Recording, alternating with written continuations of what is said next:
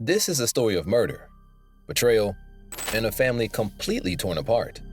On New Year's Eve in 2009, Crowd is hyped up. They are ready to say goodbye to 2009 and bring in 2010. Shele Danishefsky, a successful banker and loving mother, was found dead in her bathtub. What initially seemed like a tragic accident soon unraveled into a twisted story of calculated murder. This is the shocking truth behind the Covlin case. In the summer of 2014, the NYPD received a chilling call from Deborah Oles, urgently seeking the detective handling Shele Danishefsky's case. This unexpected contact offered hope for a case that had remained cold for 5 years. Shele's death on New Year's Eve 2010 had shocked Manhattan. Raised in an Orthodox Jewish community on the West Side, she was a brilliant student who climbed the ranks in Swiss banking, managing vast fortunes. But behind her successful facade, Shele yearned for a family. In 1998, she met Covlin at a Jewish singles event. Their whirlwind romance led to a quick marriage and 2 children. However, this seemingly perfect life turned dark, ending in a tragedy that shocked the city. On New Year's Eve 2009, the Covlin family's peaceful life was shattered. Early that morning at 7:30 a.m., 2 Manhattan police officers were wrapping up their shifts when an urgent call came in. A frantic Covlin reported strange events at his ex-wife Shele Danishefsky's home. He had found her lifeless in the bathtub, submerged in blood-stained water. Despite following the operator's instructions to resuscitate her, it was too late. She was dead.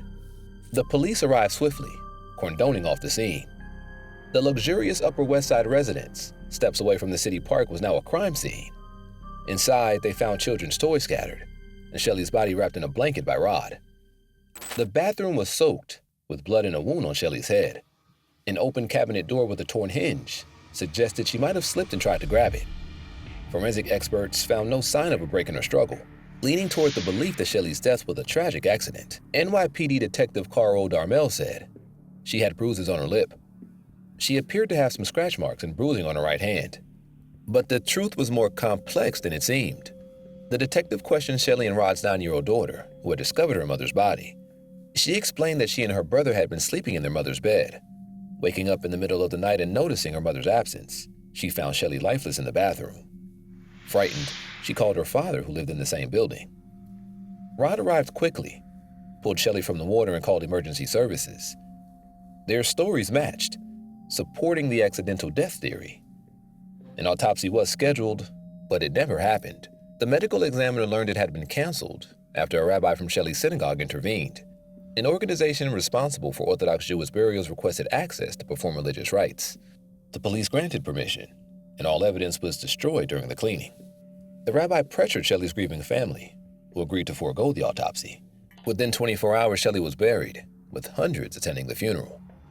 Later, Shele's parents learned that potential clues were destroyed during the bathroom cleaning. The news cast doubt on the official version of her death.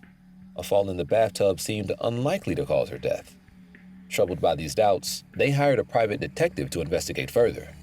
The private investigator discovered that Shele's and Rod's relationship was troubled. After celebrating their 10th anniversary in 2008, their marriage fell apart. Eve Karstedt, Shele's sister, revealed that Shele had told her, "He doesn't get a job. He goes to the gym twice a day, and he's just hanging around the house. He's driving me crazy." Rod struggled with his career, changed jobs often, and developed a gambling addiction. He spent large sums on backgammon tournaments, neglecting his family and causing Shele great concern. 11. It's still 11, right? What do you like? I like you. Still. You like medium size? Little size? I like these better. She also found out he had been unfaithful during his trips and obtained permission for a religious divorce. Rod moved into another apartment in the same building, and they maintained a facade of friendliness for their children. Despite this, their relationship was strained. Shele described Rod as aggressive and suspicious. Shele's divorce lawyer Lance Meyer revealed that Rod was trying to get her to lose her job. She believed he was monitoring her, entering her apartment when she wasn't home, and possibly even installing a camera in the corridor. These issues raised further questions about the true nature of her death. The private detective proposed a chilling theory. Could Rod have been involved in Shele's death? To uncover the truth, he needed to conduct further investigations. His first goal was to determine if a crime had occurred at the scene. However, the apartment door was sealed. Undeterred, he obtained a court order and with New York police officers went to the scene. When his key failed to unlock the door, Rod Covlin emerged from his apartment and went down the hall. Did he happen to hear noise, or was he monitoring the situation? Rod effortlessly opened the door with the key, raising the detective's suspicions further. Inside, the detective focused on finding evidence to support his theory. Shele's phone was missing, though her charger was found. Was the phone deliberately taken? He examined the hinge. Investigators believe Shele tore off during her fall. Could she have ripped off a securely attached metal hinge with such force? The more he looked, the more doubts arose. Despite presenting these concerns, the detective couldn't convince law enforcement that this was a homicide due to the lack of concrete evidence. At the time, the idea of exhuming Shele's body had caused a lot of disagreement in her family. It had been over 2 weeks since she was buried, and it was a tough decision. In Jewish tradition, exhumations are vehemently opposed. The family decided they need to find out the truth about Shele's death and agreed to the exhumation. Getting the particular order from the prosecutor's office took nearly 3 months. When the exhumation and autopsy finally arrived, the results were shocking. She hadn't died from a fall. She had been strangled, with her neck bones broken. This turned the case from an accident to a murder investigation. The detective's suspicions were confirmed, and the NYPD resumed the investigation. Could Rod be the murderer? Investigators looked at phone records and bank statements and interviewed everyone connected to Rod and Shele. The lawyer handling their divorce revealed strange behavior from Rod, including an outburst in court when the judge suggested he give up his favorite games due to unemployment. Rod also falsely accused Shele of leading an indecent lifestyle and misusing funds, causing her a lot of trouble.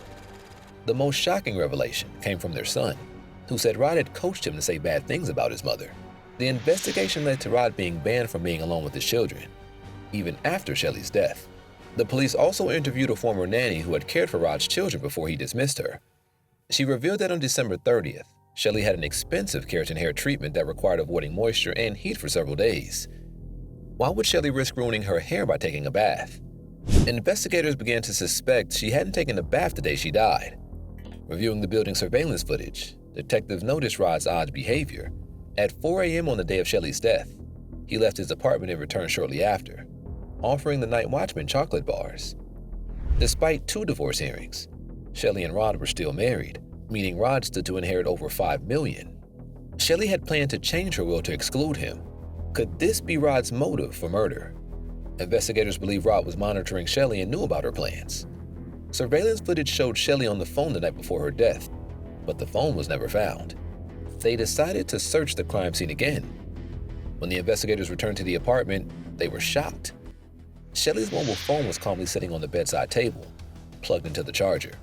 This was the first time anyone had noticed it there, not during the New York police's initial search, nor the private detective's examination. Photos taken during earlier searches showed the phone wasn't there either. This could only mean one thing. Rod had brought the phone back into Shele's sealed apartment. When questioned, Rod had already hired a lawyer who told him to stay silent. The investigators had to keep searching for more evidence of his involvement. After checking Rod's phone records, the police found frequent calls to a number in Jacksonville, North Carolina.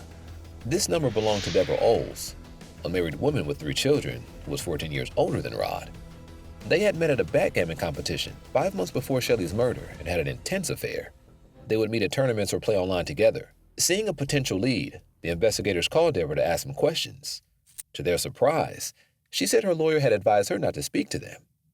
When the police asked for the lawyer's name, they discovered it was the same one representing Rod Covlin. The police's last hope was to find compromising messages or emails between Rod and Deborah on Shele's recently found phone. Unfortunately, all messages had been professionally deleted, and even expert programmers couldn't retrieve the data. It seemed Rod meticulously planned the perfect murder, mocking the authorities. Days turned into months and years, and it became apparent that Rod Covlin was evading justice. Perhaps his crime was perfect, but the rabbi's bathroom cleanup played a crucial role, erasing all traces of blood and other evidence. This action destroyed all potential DNA, fingerprints, or fibers, complicating the investigation, which increasingly dragged on. Rod never admitted to his crime, and the lack of evidence prevented the case from going to trial. 5 years has passed since the investigation into Shele's death began, yet no arrests have been made. After years of searching for evidence against Rod Covlin in his wife's death, his mistress suddenly came forward. She called the police and was invited to the station.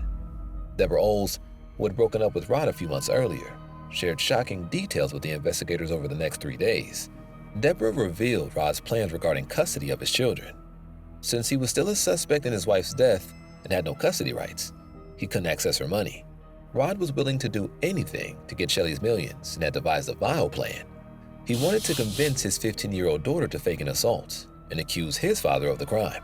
This would put the grandfather in jail, and Rod hoped to gain custody and access to the money. He promised his daughter money in exchange for her cooperation. Meanwhile, Rod had been regularly withdrawing money from the only account he had access to, which Shele had set up for their children's education. Rod's parents noticed he was spending the savings for his children and were very unhappy with his lack of interest in their lives. This led to a dispute, and Rod became so angry that he seriously contemplated ending their lives. In 2012, Rod Covlin shared a disturbing plan with Deborah. He wanted his daughter to put rat poison in her grandparents' tea, thinking she would get a lighter sentence because she was a minor. Deborah managed to talk him out of this evil idea. But Rod didn't stop there. He came up with other schemes, like burning down his parents' house and jamming the doors to trap them inside. He also thought about arranging a fake marriage for his daughter to a Mexican man, hoping she would then give him part of her inheritance. Deborah's testimony shocked the police. "I never saw the monster that I eventually came to know until later," she said. She had been secretly gathering evidence all this time, collecting data on hard drives. Knowing Rod was dangerous, she waited until he lost interest in her before handing everything over to the investigators. The recordings included hundreds, maybe thousands, of Rod's conversations with various people. The police had to listen to all this data to find convincing evidence carefully. Deborah's help was crucial to the investigation. As the investigators started going through the recordings, they found something shocking. In a chat with a backgammon friend, Rod revealed that he had keys to Shele's apartment and could enter at any time. These hard drives were a goldmine for the police, packed with helpful information.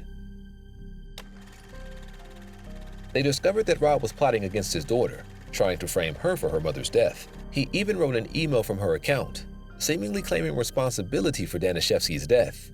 "I lied." She didn't just slip, the note read. According to this fake story, they argued one evening, and in anger, she pushed her mother in the bathroom. With all this evidence, the police finally had what they needed to charge Rod Covlin with his wife's death. On November 1st, 2015, Rod Covlin was arrested. That case was a case that's been going on since December of 2009, I believe. It entailed a lot of work between both detectives from Manhattan Detectives, Manhattan Homicide, and the DA's office. Over the course of the last couple of years, it's really taken real extensive police work and forensics, and we made an arrest in that case yesterday. Shele's family anxiously awaited the trial, knowing a conviction wasn't guaranteed. The charges were based on circumstantial evidence, and any skilled lawyer could create doubt in the jurors' minds. Detectives kept working, gathering new information and carefully checking all the evidence. Then, something unexpected happened. While in prison, Rod Covlin shared details of his wife's death with a fellow inmate. He described what he did, even mimicking the gesture he used to strangle her. The police got surveillance footage, which perfectly matched the autopsy results, which was direct evidence of Rod's guilt, almost like a confession. The trial lasted 7 long weeks. During this time, the jury heard all the heinous plans Covlin intended to execute, including taking his wife's life, targeting his parents, and framing his children. The jury was appalled by his cold-blooded and deceitful nature. It took them 2 days to reach a final verdict. In March 2019, the court found Rod Covlin guilty of the demise of Shele Danishefsky, his wife, and the mother of his children. Despite the lack of direct evidence, he was sentenced to life imprisonment with the possibility of parole only after 25 years. Covlin, who was found guilty on second-degree murder for the death of his estranged wife Shele, is currently serving a 25-year life sentence at the Attica Correctional Facility. Despite the conviction, Covlin continues to claim he's innocent and has tried to appeal his conviction, citing prosecutorial misconduct and other issues. Shele Danishefsky was a successful investment banker who wanted a happy family life. Unfortunately, her path crossed with Rod Covlin, whose greed and cruelty shattered her world, and that of her children and loved ones. Deborah's courage was vital to finding justice for Shele. She helped bring Rod Covlin to justice for his horrific actions by providing crucial information. Because there was no electricity, the alarm would not be on. He wanted to go through a window in the basement, kill his parents, and set his house on fire. But what drove Rod to such extremes? How did Deborah uncover the truth? Watch the following video for more chilling stories like this one. Subscribe to the channel and click the bell so you don't miss any new stories worldwide. Thanks for watching.